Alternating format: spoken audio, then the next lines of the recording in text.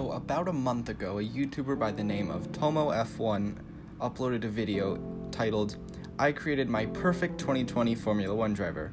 And in typical Vroom Vroom F1 fashion, we are a month late and we're making the exact opposite video about the worst possible F1 driver. So I will be taking aspects from the different personalities of the drivers from the 2020 grid and then the upcoming 2021 grid, compiling them into a profile, and we will surely end up with the worst possible driver. Now, just to put this out there, the opinions that I'm going to be using are all my own. If you disagree with them, please let me know in the comments. I'm happy to have a little back and forth about that. Maybe you can change my mind, maybe I can change your mind. And without further ado, let's get into the video. The first category is car development, and I've gone with Nikita Mazepin. He is an absolute rookie. He seems to care more about partying than being a serious driver. And as you might expect, this isn't the first time Mazepin will show up on this list. Now for qualifying, I've gone with Alex Albon. He's always heaps off of Verstappen in qualifying. I know this isn't an entirely fair comparison considering just how good Verstappen is, but there really is no excuse for putting the second best car on the third or fourth row of the grid consistently. So, Albon, I'm sorry, but you're one of the worst qualifiers on the grid. Race starts. I have gone with Mr. Valtteri Bottas. When is the last time Bottas has gotten away from the line well? I'll wait. He's either about on par with everyone else or dropping like a fly. He seems to have a bit of trouble with throttle regulation out of the first few corners, as we've seen in the last few Grand Prix, and he's going to need to improve on that in the future. Racecraft. I've gone with Daniel Kvyat. Now, he's not a bad driver when he's alone, but I haven't seen much special from him when he's put under pressure, and he has an unfortunate tendency to, well...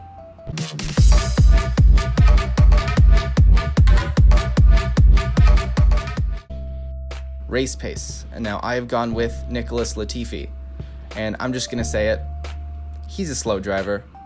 His good finishes are mostly a result of the people in front of him binning it, and he regularly finishes pretty far behind his teammate.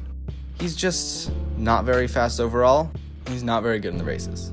Wet race pace, I have gone with Bottas again. It may be surprising that Bottas is showing up twice on this list, but if you look at what happened to him in Turkey, well, let's just say it wasn't a model performance. If that was his first ever race for the team, he might have been sacked right after that one. I believe he spun 8 times throughout the course of the race. That is not a good showing at all. Tire management. I've gone with Mazepin. He is such an aggressive driver that there's no way his tires will last as long as everyone else. Just look at these moves. He's all over the track, shoving people left and right. That's gotta wear down over the course of a race, and he's really showing no signs of changing his driving style. Team play. I've gone with Ferrari. As we saw in 2019, Vettel does not like being given team orders and Leclerc does not like being held up. Additionally, with incidents like Brazil 2019 and Austria 2020, these guys have racked up quite a hefty bill for their team. I hope they continue to stay good friends, minus all the bonking and squonking in 2021. Honorable mention, by the way, goes to Haas. Drive to Survive really helped to put that into perspective, just how strained their relationship was in 2019. He does not fox smash my door, tell him that. Now, for under pressure performance, I've gone with Grosjean. I'm not a relentless Grosjean basher like some of the people are online, but it can't be ignored that he is quite a mistake-prone guy, especially when he's put under pressure. Celebrations, I've gone with Raikkonen, and there's literally nothing to say about this one. Looks, I've gone with Mazepin. Egghead looking ass. Bruh, look at this dude. When it comes to personality, I've gone with Mazepin again. Shockingly, the biggest asshole on the grid has the worst personality. Who could have predicted this one? Now for passion, I've gone with Kevin Magnussen. This is no fault of his own, but by the end of the 2020 campaign, you could tell that Magnussen was done lugging a crappy car to P17 qualifying and the back of the order in the race. Hopefully he finds some new passion in IMSA where he'll actually have a competitive car that has a chance to win the championship. Financial backing. I've gone with Sebastian Vettel. Vettel brings no money to any team because he has no financial backing. There are a bunch of other non-sponsored drivers on the grid, but Seb is the most high-profile one, if I'm not mistaken. PR. I went with Kimi Raikkonen. Again, there's not much to say.